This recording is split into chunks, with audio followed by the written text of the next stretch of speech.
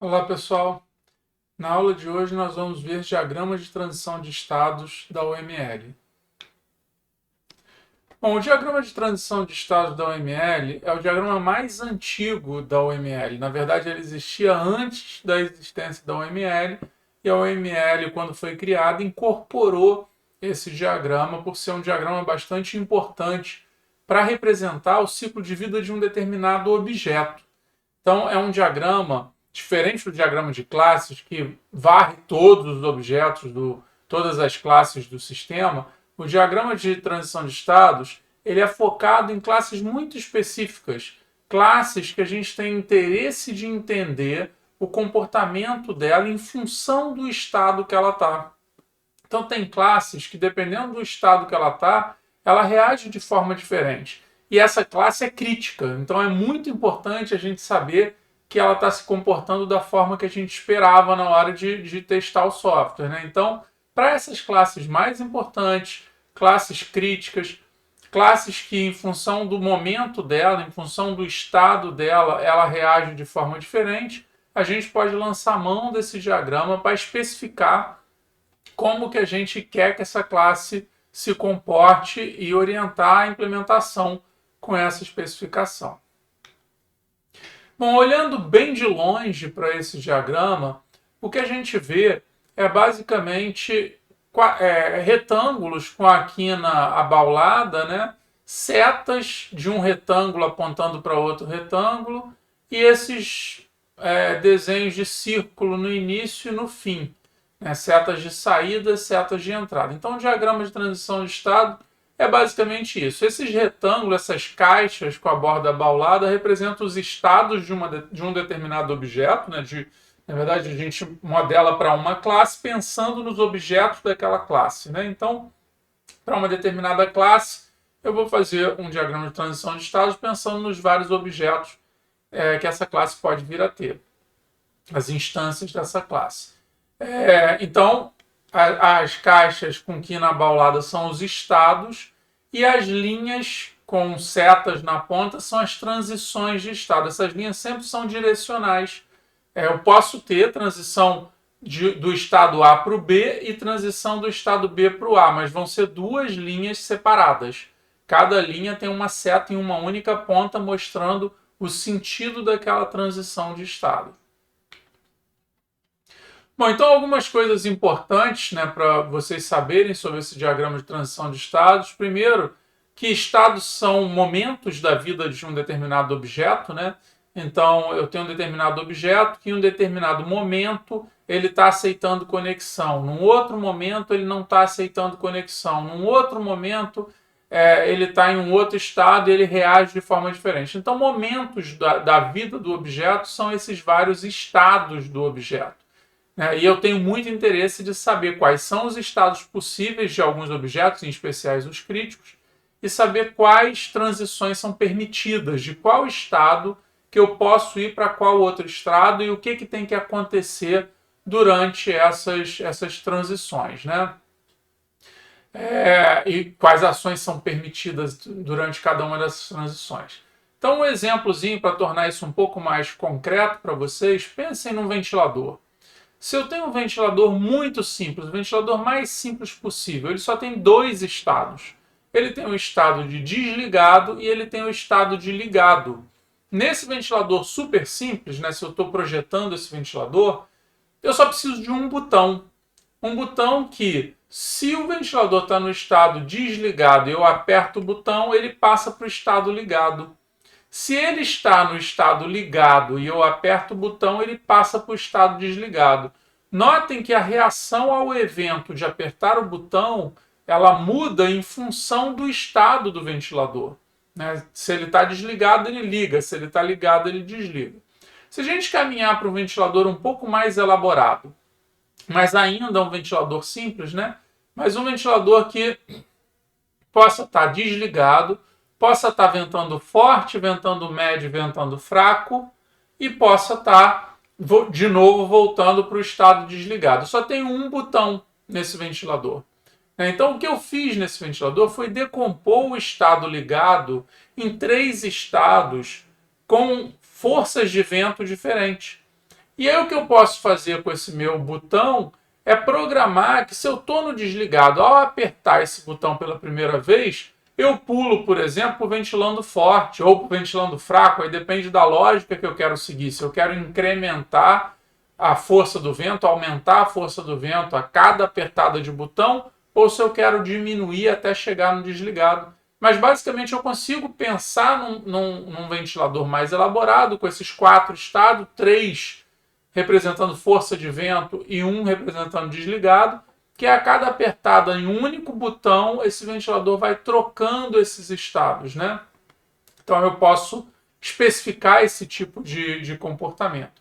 E o que é importante aqui vocês perceberem é que o evento é sempre o mesmo, é apertar o botão, só que, em função desse diagrama de transição de estados, meu programador vai saber o que programar para esse evento de apertar o botão. E o que programar depende do estado interno do ventilador, né? Em função do estado que ele está, eu programo uma determinada transição para um outro estado ou não. Bom, naquele diagrama eu mostrei para vocês que tinha 2 círculos, né? Diferente dos retângulos, que são vários, que são os estados. Eu tenho 2 círculos que representam também estados, mas são estados que não estão sob meu controle, são estados padrões, né? Então eu tenho o estado inicial, que é esse primeiro aqui de cima, é um círculo totalmente preenchido, né? Bolinha fechada. Ele representa o ponto de início do diagrama. Eu posso pensar que quando aquele objeto nasce, ele inicia nesse estado inicial e vai ter alguma transição indo para algum estado do diagrama de transição de estados. Ele não aceita a transição de entrada, então eu não posso ter uma seta indo para o estado inicial. Ele é sempre um ponto de partida e dele tem transições de saída. Já o estado final é o término do diagrama. A melhor forma de vocês pensar é quando o objeto é deletado, ele sai da memória, né? Então, quando ele é destruído, é que eu cheguei nesse estado final. Na hora que eu chego nesse estado final, não existe mais saída, não tem uma transição de saída indo para algum estado dentro do diagrama. Chegou nele, acabou. O objeto morreu, acabou o ciclo de vida do objeto. Ah, mas e se eu quiser começar de novo? Aí você está criando um novo objeto, você está reiniciando o diagrama. Se você está modelando uma situação onde um objeto chega num estado de desligado, mas ele está numa espécie de stand-by, ele continua em memória, e desse estado desligado ele pode transicionar de volta para algum estado, então eu não deveria modelar como estado final. Eu deveria ter um estado antes do estado final que representa esse desligado, que pode ter uma transição de saída voltando para algum outro estado. O estado final, ele é como se eu tivesse tirado da tomada. Aquele objeto foi destruído, então eu não posso mais voltar para algum estado. O que eu posso é ligar na tomada de novo, né, instanciar novamente aquele objeto, e aí eu vou iniciar do estado inicial, né, e vou partir para as transições e vou caminhar de novo no meu diagrama de transição de estados. A convenção é ter um único estado inicial e, idealmente, um único estado final. Nada me impede de ter mais de um estado final, eles representam o mesmo estado. Então, se eu tiver 3 bolinhas com um círculo ao redor, que é o estado final, eu estou basicamente, seria equivalente a eu ter uma única bolinha e todas as setas chegando nele. Mas uma boa prática no diagrama de transição de estados é ter um único estado inicial e um único estado final no diagrama, para ficar muito claro onde começa e onde termina. Bom, os estados, agora olhando mais de perto, eu peguei aquela caixinha, né? A caixinha, do jeito que mais simples possível, o estado tem um nome. Então aqui eu tenho o estado digitando, só tem o nome do estado. É um momento da vida daquele objeto. Né? Agora, eu posso ter mais informação no estado, eu posso ter um estado com 2 compartimentos. Então o compartimento de cima é o compartimento de nome, e o compartimento de baixo é o compartimento de efeitos. Então eu posso modelar 3 tipos de efeitos diferentes em cada um dos meus estados. Eu tenho o efeito de entrada, eu tenho um efeito de permanência dentro do estado e eu tenho o efeito de saída.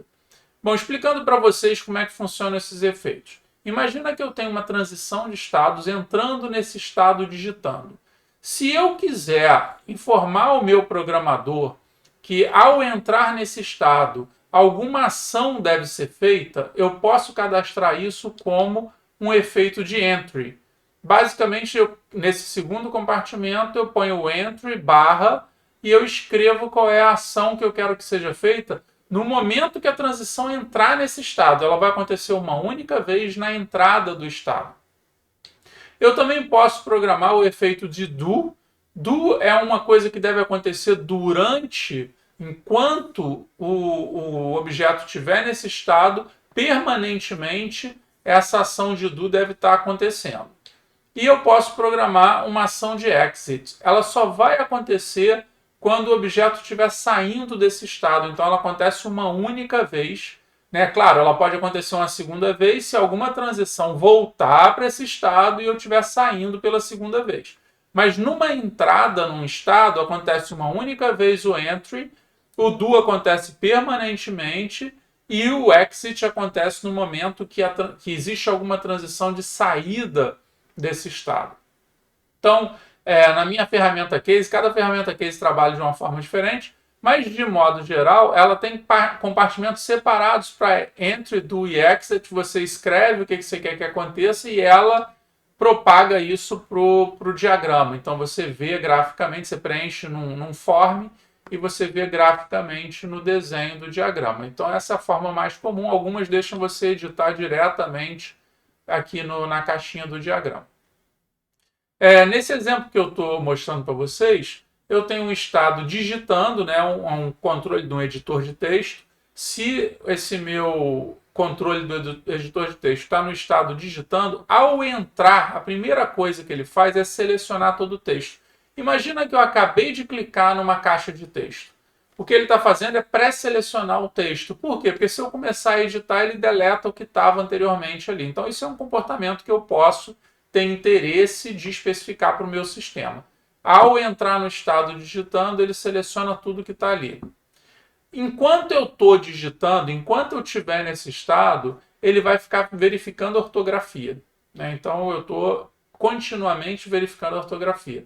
Na hora que eu sair desse estado, porque eu cliquei numa outra caixa de texto, que eu cliquei num botão, fiz alguma outra coisa na minha interface, ele percebeu que eu saí do estado digitando, ele vai salvar a informação que eu digitei. Então, esse é um possível comportamento que eu estou especificando aqui nesse meu estado.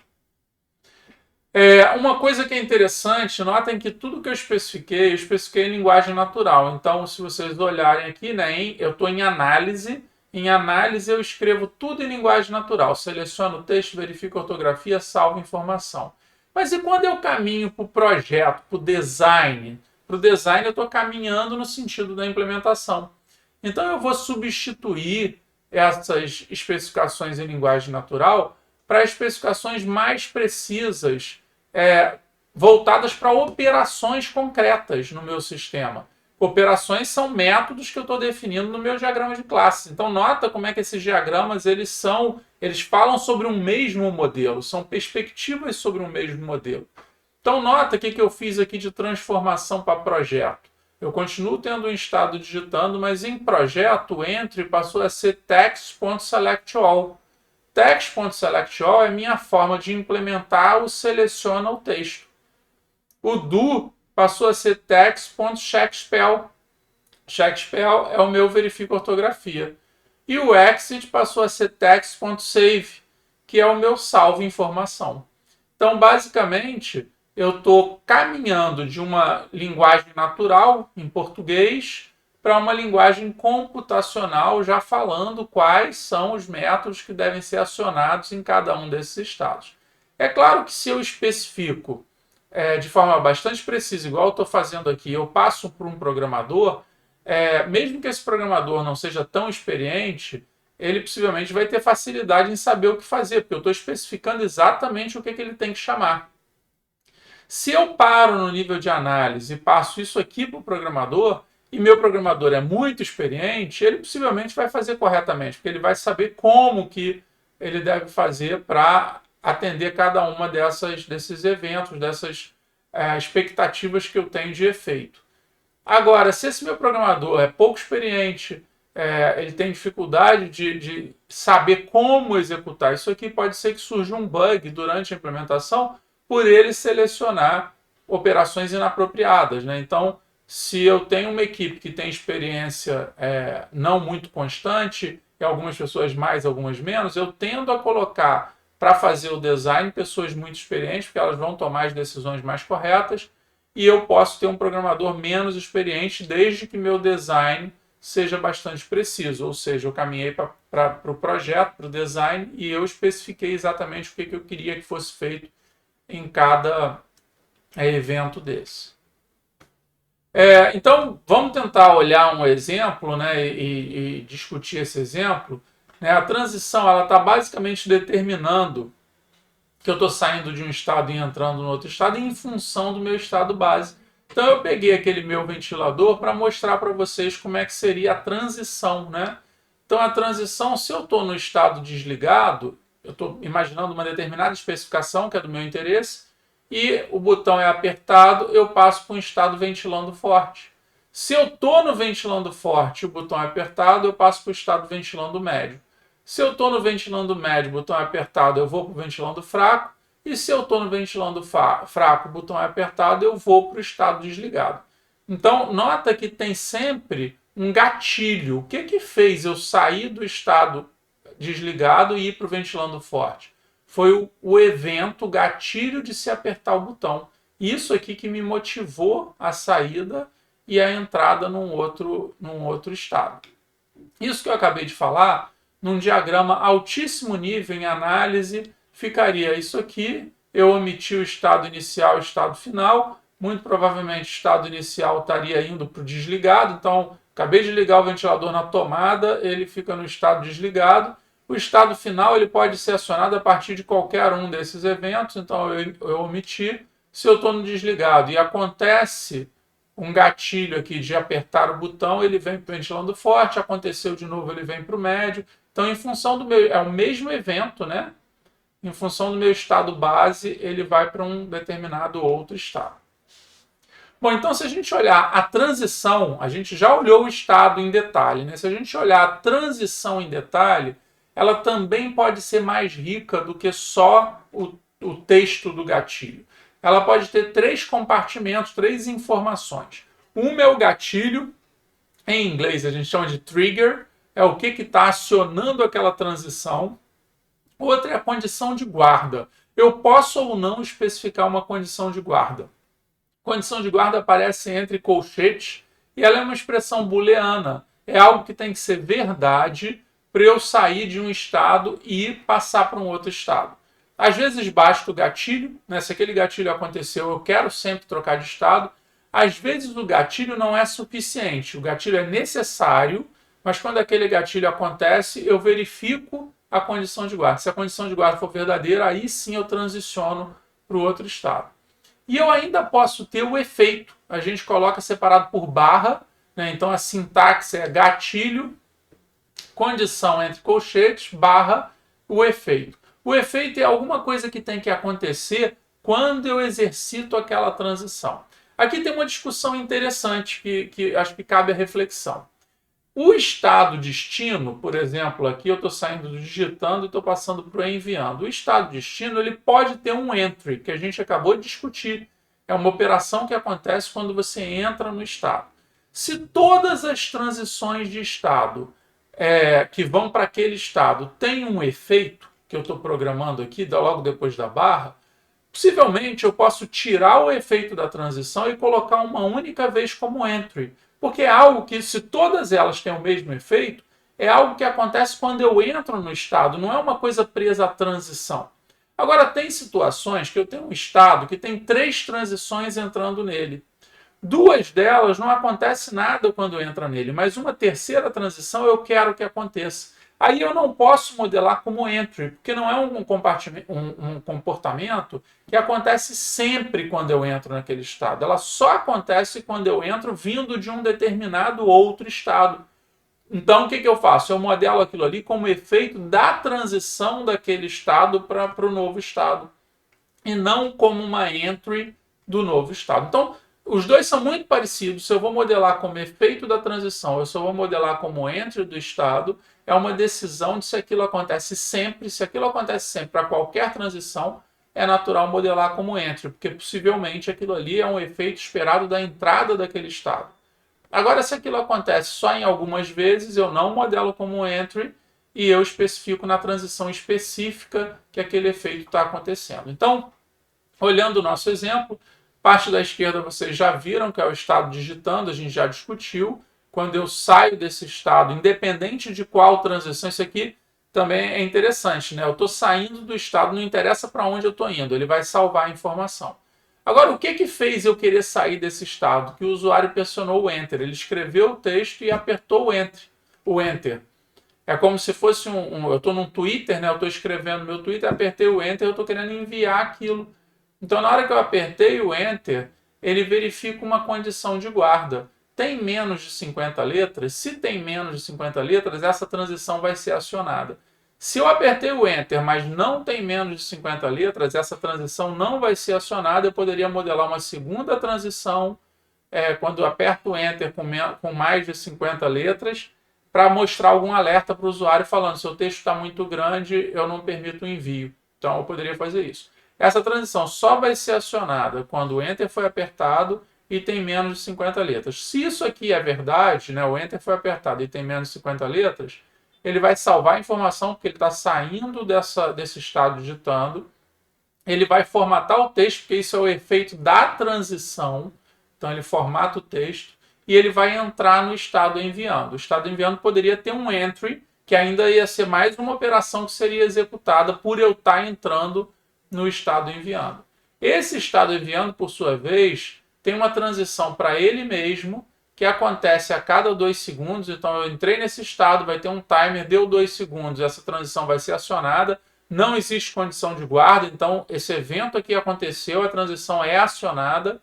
Ele atualiza uma barra de status, que é um efeito da transição, e ele volta para o estado enviando. Passou 2 segundos, ele vai fazer de novo essa ação. Isso aqui é um parcial de um diagrama, teria possivelmente saindo daqui, indo para um estado enviado ou alguma coisa assim. De novo, falando da diferença de análise para projeto. Quando eu estou em análise, eu especifico tudo em linguagem natural, que é o que eu mostrei no slide anterior. Então, eu peguei aqui o que eu já tinha e eu botei minha transição. Enter pressionado, menos de 50 letras, formata texto, tudo em linguagem natural. Na hora que eu caminho para design, para projeto, as coisas mudam. Os gatilhos que são em linguagem natural, elas viram eventos. Então, em Java, por exemplo, eu botaria um evento keyPressed, key.enter. Qual é o evento que eu quero monitorar? E aí, o meu programador, naquela caixa de texto, ele vai ter que programar esse evento, que é o evento que eu estou querendo observar, que o Enter foi apertado. A minha condição de guarda, menos de 50 letras, que está em linguagem natural, vai virar uma expressão booleana. Por exemplo, text.size menor do que 50. E o meu efeito vai virar uma operação. Então, o formata texto vai virar o text.format, que é o que tem que ser executado quando esse evento acontece e a condição de guarda é verdadeira, a expressão booleana é verdadeira. Ele vai formatar o texto e aí ele vai entrar no estado seguinte. Então, notem mais uma vez, reparem, a diferença de análise para projeto. Aqui eu estou em análise, estou escrevendo em português, que é a minha língua nativa, a linguagem natural, poderia ser inglês, poderia ser outro idioma. E eu estou capturando a essência, o que eu quero que seja feito. Aqui eu estou caminhando para a implementação. Então, aqui em design, eu saí da minha linguagem natural e eu comecei a ir para uma linguagem computacional. Vocês já devem estar pensando que, poxa, é até viável gerar código, Se eu sei qual é a linguagem-alvo e eu sei como é que eu escrevo essas chamadas, eu consigo botar isso, gerar um pouco mais de informação do que simplesmente um esqueleto de um diagrama de classes. Eu já consigo ir além e botar um pouco de chamadas de comportamento. Bom, além disso, se eu quiser, eu tenho um recurso de estados compostos. Tem hora que eu percebo que há necessidade de organizar melhor meu diagrama está com muitos estados bagunçados e eu percebo que um subconjunto de estados, eles têm muito a ver. Eles, na verdade, são estados internos de um estado maior. Então, o diagrama de transição de estados permite fazer isso. Aqui eu criei um estado composto que é em uso. Na hora que... Isso aqui é se eu não me engano, é uma máquina de teleatendimento, né? Uma ATM, um banco 24 horas. Então, na hora que um cartão é inserido, a máquina está no estado esperando, acontece a inserção do cartão e o tipo é usuário, não é manutenção, ele passa para um estado em uso. Esse estado em uso, ao passar, vai acionar estado inicial, né? Primeiro vai ter o entry desse estado em uso, que é ler o cartão, vai acionar estado inicial, vai entrar no estado valida, que depois vai para seleciona, escolhe a opção. Aqui eu simplifiquei, não detalhei, só para passar a ideia. No final imprime a operação que foi feita, né? Ejeta o cartão e volta para o estado esperando. Então nota que aqui tem muita coisa a ser detalhada. Eu criei um estado composto, né? E dentro dele tem um diagrama de transição de estados. Então isso aqui é uma alternativa se eu estou com um diagrama muito complexo. Bom, então algumas dicas importantes para vocês que está muito alinhado com o que eu já falei no diagrama de classes, né? Começa com um diagrama simples, não complica antes da hora. E aí você vai complicando em função da necessidade. Ah, poxa, eu tenho que capturar um determinado conhecimento. Ah, então deixa eu ver o que eu vou usar. Vou usar um entry, vou usar um do, um exit, ou é o gatilho, ou é a condição de guarda, né? Ou é o evento que está acontecendo na transição. Então eu vou escolher o que eu quero para capturar melhor o conhecimento. O que todo diagrama de transição de estados tem? Todo diagrama de transição de estados tem estados com o nome deles e transições com o gatilho. A razão de eu estar fazendo aquela transição. Porque se eu tenho a transição sem a razão, eu não vou saber quando que ela tem que ser acionada, né? Então, o mínimo é isso. E eu posso ir colocando mais coisas em função da necessidade. Agora, note, repare o que eu falei lá no início. Apesar do mínimo ser isso, não quer dizer que toda classe, todo objeto vai ter as transições modeladas.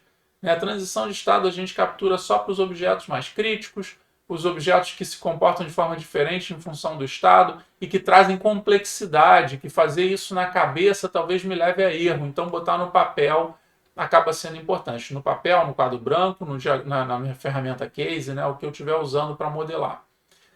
Um exemplo simples de um ar-condicionado, que daria para a gente passar para design também, né? Mas no modo muito simples. Liguei o ar-condicionado, ele entra no estado ventilando. Então ele fica no ventilando.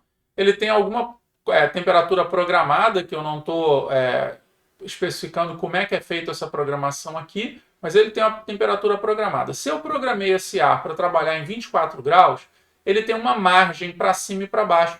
Porque 24 cravado, ele ia ficar o tempo todo ligando e desligando, que um segundo depois ele já caiu, ou subiu, né, dependendo se está frio ou quente, alguma fração de grau. Então, ele tem uma margem. Vamos imaginar que ele vai de 23 até 25, ele entende que está na temperatura adequada, então ele fica ventilando.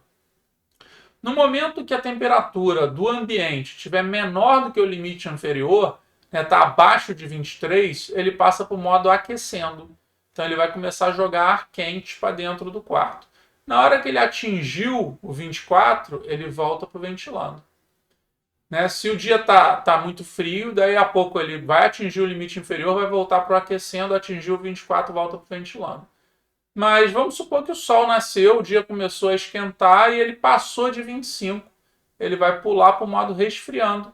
Então vai ficar esfriando o ambiente até voltar para o 24. Aí ele volta para o ventilando. Então aqui eu tenho um diagrama de transição de estados que ele mostra, em função do estado que eu estou e em função de um gatilho relacionado com a temperatura, ele está trocando o estado.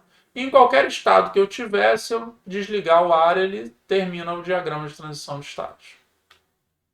Bom, eu queria, então, aqui eu fiz um pouco diferente. Eu queria que os grupos fizessem exercícios diferentes para a gente, na aula síncrona, poder olhar dois exemplos de contextos diferentes de diagrama de transição de estados. Eu queria que os grupos pares, se alguém não lembra qual é o número do grupo, assim que assistir o vídeo me pergunta, ou olha no e-mail, que quando vocês me passaram os integrantes do grupo, eu sempre respondo falando qual é o número do grupo de vocês. Se não foi você que mandou o e-mail, pergunta para o colega que mandou se ele tem o número do grupo. Mas se não tiverem, me perguntem que eu respondo. Os grupos pares, eu queria que fizesse um diagrama de transição de estados, a gente chama de DTE, né, diagrama de transição de estados, de um sistema de controle de micro-ondas. Né? Micro-ondas, você pode abrir a porta, quando você abre a porta, o que acontece? A luz interna acende, não acende. E se ele estiver ligado, eu posso abrir a porta, ela fica travada. E se ele deixa abrir, o que ele faz? Ele continua ligado. Se a porta estiver aberta e eu mandar ligar, ele liga ou não liga. Então existe toda uma lógica ali que cabe em um diagrama de transição de estados. Eu queria que vocês elaborassem esse diagrama. Os grupos ímpares, eu queria que vocês fizessem um diagrama de transição de estados de um elevador. O elevador também tem uma lógica, né? O elevador ele pode estar subindo, ele pode estar descendo. Se a porta está aberta, ele vai subir ou vai descer, ou ele fecha primeiro a porta. Então ele pode estar num estado parado com a porta fechada, ele pode estar parado com a porta aberta, né? Subindo, descendo. Se eu aperto num determinado local que está abaixo ou acima dele, ele vem, não vem, né? E qual é a lógica que ele vai trabalhar. Então eu queria que vocês tentassem se debruçar sobre isso, sobre essa lógica. Não deixem, o problema do elevador ele pode ficar muito complexo. Então tentem simplificar num primeiro momento para vocês trazerem complicações aos poucos. Não deixa complicar de cara, senão vocês podem se perder modelando esse diagrama de transição de estados do elevador. Bom, bibliografia, de novo, os mesmos livros, livro de referência da anotação ML, do Fowler, e o livro clássico de engenharia de software, do Pressman. É isso, pessoal. Muito obrigado. Até a próxima aula.